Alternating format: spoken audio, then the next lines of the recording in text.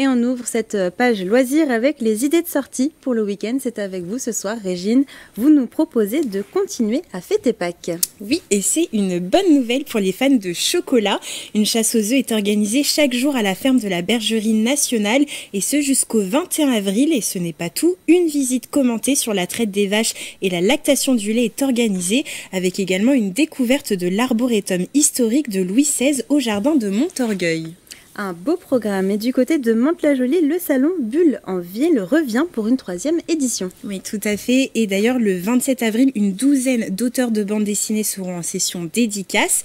Ça se passera devant les librairies de Tonnex et de l'Illustrarium, ainsi que de la médiathèque Georges Duhamel. Et tout le mois, il y aura aussi des jeux et des animations de la culture japonaise et de l'univers du manga.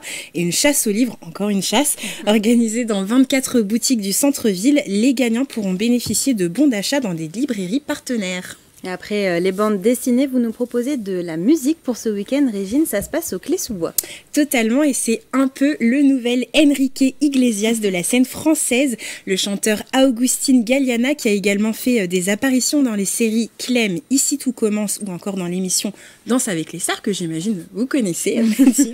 Donc il fera un showcase gratuit le 13 avril et à l'occasion de ce nouvel album Enamorado, et ça se passera à One Nation Paris avec une séance dédicace. Et avec le beau temps qui arrive, Régine, vous nous proposez également une foire aux vêtements à la Queue-les-Yvelines. Ouais, une foire aux vêtements, et on pourra également y retrouver de la maroquinerie et des jouets. Ça se passera au foyer de la Bonnette. Donc ce sera le samedi 13 et dimanche 14 avril.